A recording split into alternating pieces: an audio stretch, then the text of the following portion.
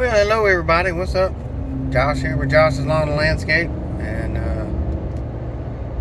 lost another item. I won't say lost another item. It finally, I guess, just died. My earbuds that I normally wear. Made a call yesterday evening, and one of the speakers, the earpieces, had already gone out a couple of days back. And made a call and could not have hear out of the other one. Now these are about 2.5 years old, so they've kind of been through it already. So don't have those right now. I do have my over ear muffs. We'll see if I get to use them a little bit. But just wanted to say welcome back. This is going to be day 3 of the irrigation job here in a little bit, but I have 2 lawns I have to go mow. So going to the first one, y'all seen both of them. I may do some before and after, or just some finished footage possibly, but I may not do any. But just kind of letting you know what's going on and getting back to the irrigation job so I can try to finish cleaning out a few of the ditches and getting the pipe laid in the ground. So, it's about 93 degrees right now, so I'm going to make it fun this afternoon. But, hey, it is what it is. Just want to say thank you for taking the time to watch and subscribe and comment on the channel. Had a bunch of comments yesterday from that, the day 2 video of the irrigation. So, trying to break down some stuff as far as parts and pieces and things like that. I'll try to go over some more stuff today. A little more of a time crunch since I got to cut these yards, but I will still try to go over some stuff. And it may be in the truck, either going to jobs after this one, or when I leave this evening to come on the way home. But it's probably going to be dark by then, so that's what's going on. Ooh, boy, there's a lot of traffic.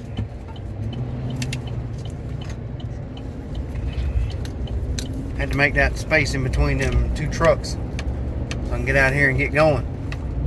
Ain't got time to play around, man. I mean, I quit school because of recess, so I don't play. Just being funny. But I've heard that one before. I always thought that was a good one. But gotta jump on it, be serious, try to get these 2 yards knocked out, and then I can get back to the irrigation and do some more footage out there. So not gonna drag it on too long. Y'all stay tuned and we'll see what happens. Ooh, a little bumpy. Alright, well, I got the first one done. I'm almost to the 2nd yard. Again, y'all have seen this one before, so I'm didn't get any footage back there. So I'm probably just, I won't get any of this one either, but once I get to the lake property to work on irrigation, then I'll try to get a little bit of footage there and talk about some stuff real quick, on the way there. So when I get done with this one, I got, ooh, excuse me. Wow. Okay. I think I got my bearings straight again. But yeah, when I get done with this one and I'm on the way to the irrigation job, I will get back here and discuss a couple of things, some questions that came up in the comments and stuff like that. And yeah, so about to do a little loop around the backside of this little community neighborhood area, so I can pull back around to my spot I normally park at, and then get to it. So y'all stick around. I'll be back shortly once I get on the road again and talk about some irrigation stuff. Okie doke. Well, that took about 30 minutes or so, and wouldn't you know, something else broke. So one of the trimmers, I think the the gear inside that spins that causes it to. Because when you pull it, the cord's not coming loose. It pulls out and stops, but I'm guessing there's a gear or a tooth or something in there that maybe broke or something. I pulled on it the first time, and usually it takes about 3 or 4 pulls or so to fire up, something like that.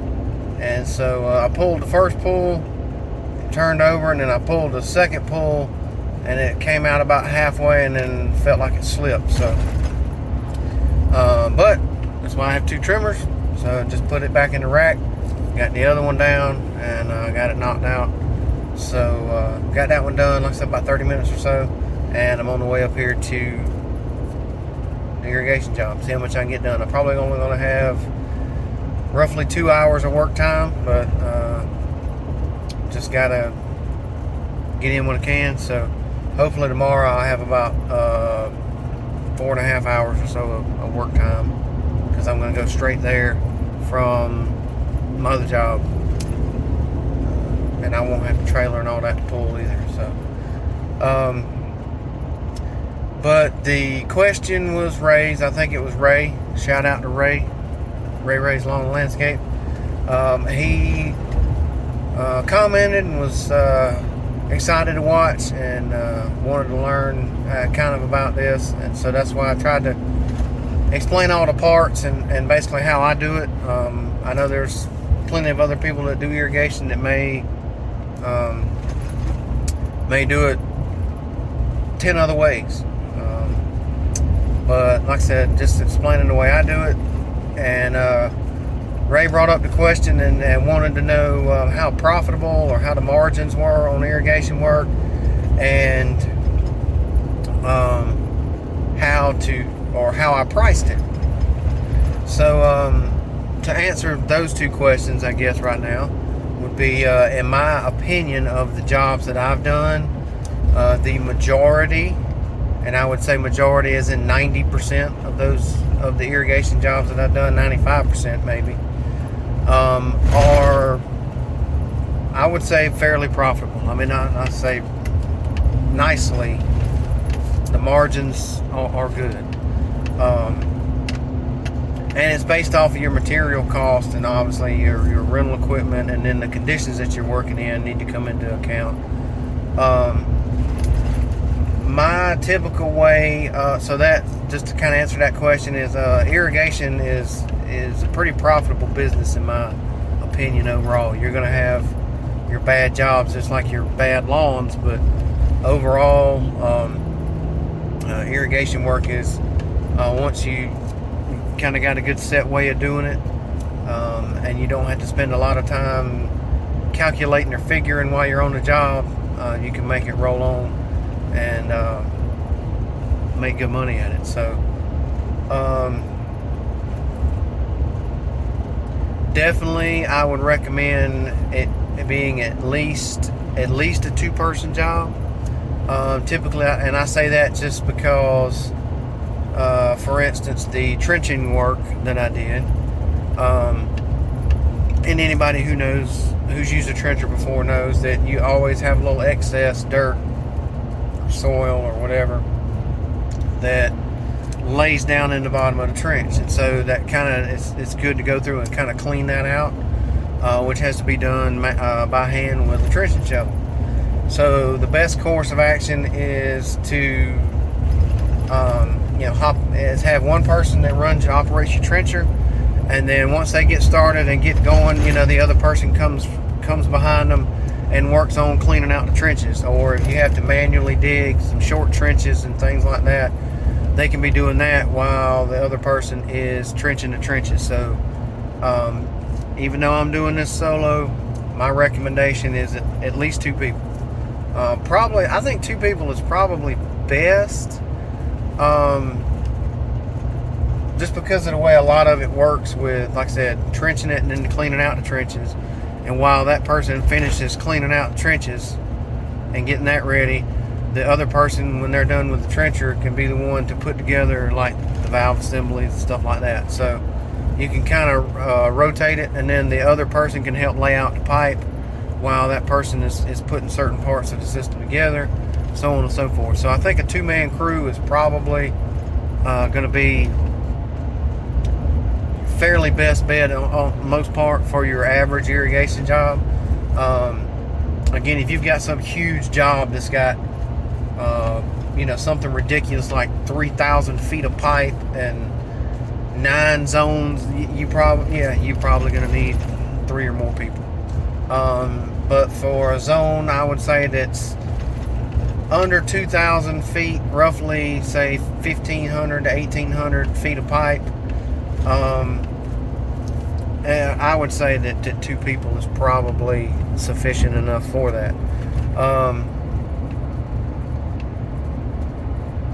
So I digress back to the point that yes, irrigation, I believe, in my opinion, is a profitable job. The margins are good. So to answer that question, and the way I have always figured my jobs typically is I will measure the job and roughly figure how many zones I need, so that lets me know how many valves I need and other things of that nature. And off of that, you can figure how many valve boxes you need, how many sprinkler heads, so on and so forth.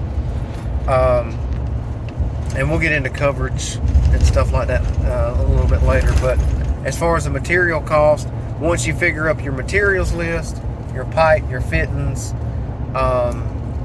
flex pipe heads, all of that stuff, your glue, everything has to come into account, valves, timer, all of that stuff. And so just as a ballpark number, let's just say, for instance, you get your list of materials and you go to an irrigation supplier and they tell you that your materials are going to, or the list of stuff that you've given them is going to cost $2,000.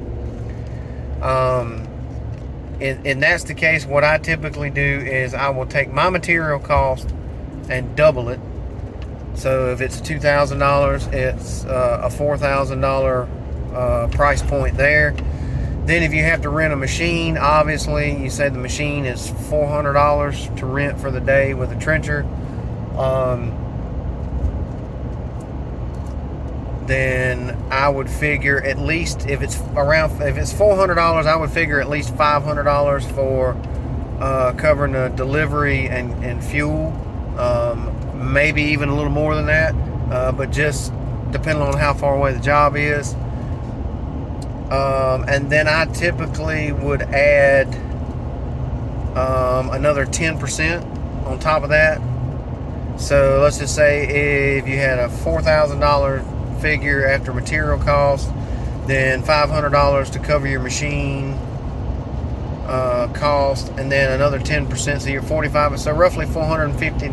So for namesake, let's just say a $5,000 job is roughly what it would be. And the 10% is typically it's what they call contingency cost to cover anything. So if you break a shovel or something on the machine breaks, or if you have to go maybe purchase an extra tool or anything that could happen, it covers. More often than not, I'm not going to say 95% of the time, but I would probably say 75% of the time. That 10% or that contingency cost will wind up probably being profit. But it only takes one bad job to eliminate any previous profits. You turn out, instead of being a profit, you maybe end up breaking even or something ridiculous like that, depending on what it costs. So adjusting the camera. So that is kind of how I figure the job. So like I said, material cost times 2 plus your equipment cost, and figure in a little extra for fuel and delivery time. And then obviously a contingency fund amount, whether it be 10% or 20%, depending on the size of the job and what's involved, is typically how I come up with my number. So hopefully, Ray, that answered those 2 questions as far as Is it profitable, and how I come up with pricing. That's typically how I do it. Some other people may give you other ways of figuring it, but I think that's the easiest way to do it. And the only other thing you may figure into it is when you're depending on your location, say like up here at the lake, it's into clay land, so you have clay and rocks, and a lot of this was cleared out from wood, so you end up with roots. And the ground is just generally harder, so you may even, instead of it being, like I say, a 10% number, it may be 15 or 20%, just because of wear and tear and the extra labor involved in prep and all that stuff. So there's a number of factors to figure into it. That was just something I just happened to think about with the location and the type of ground that you're working with. So I'm here in the neighborhood, so I'm going to work on cleaning up the rest of the trenches and maybe getting another zone of pipe in the ground. And once I do that, then like I said, I'll be packing up here in a little while, and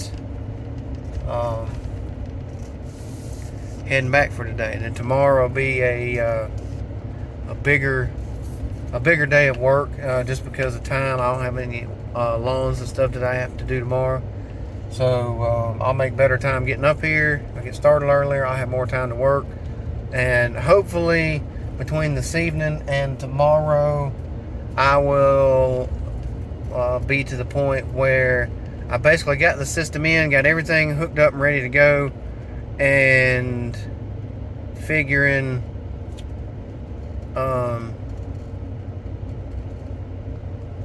all the wiring and all that stuff will be figured out. So gonna get pulled around here where I can get parked and get ready for this job, and then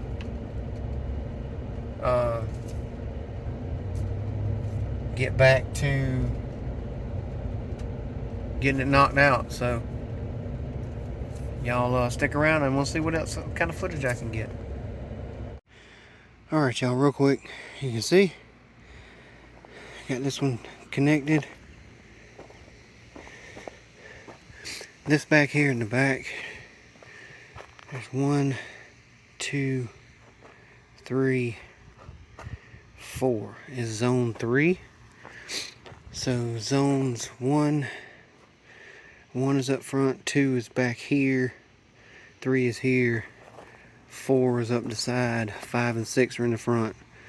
Zones 1 through 3 are fully installed as far as in the ground pipe, except for the heads, obviously. Zones 4 and 5 are run from the valve box to here. So just wanted to show that real quick, and I'll show you the valve assembly sitting in the hole here in just a second. But I want to tell you one note: when you are installing these, I recommend you only install one zone at a time. I have seen people that will run the pipe down back from the end of the zone and run it back to the valve box, and then you have to remember which one goes to what valve when you get there. So I always start at the valve and just run it out to the zone to the end, and that's it. So I know that this is 4, this is 5, and 6 will be on the outside when I go that way. So I still got to bring 6 over here from the valve, but I'll show you that in a second. But 3 things that you need to always have with you wherever you are at in the system doing an install. So no matter where you're putting pipe in the ground, you need these 3 things. Obviously, you need your glue. Secondly, you need your pipe knife, whichever style you use, but gotta have that to cut your pipe. No brainer, you got to have your fittings and stuff, but I also have this. This is roughly a 16-18 inch piece of pipe, something like that. And what this is for is there. So when you stick an open end of pipe out here, you have to cut it. It keeps it from falling down in the trench and getting dirt in your line. So just a little trick there that I learned when I first started doing irrigation, and something helpful to remember. So just cut you a short piece of pipe that'll cover the trench, and as soon as you're done with it, you just slide it out and your pipe falls in the hole. So there's that. Pipe, knife, glue, 3 must-haves for irrigation installation.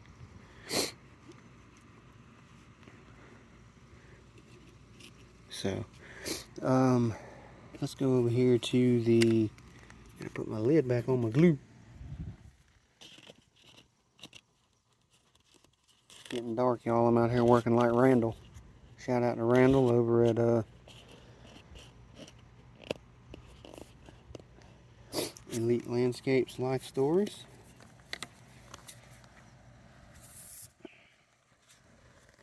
Ooh. Sorry about the camera, y'all. Trying not to start and stop. So, see there, got our flex on it. One run up there.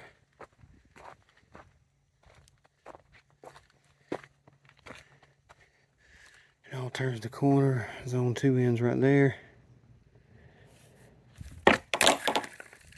Get that out of my arms.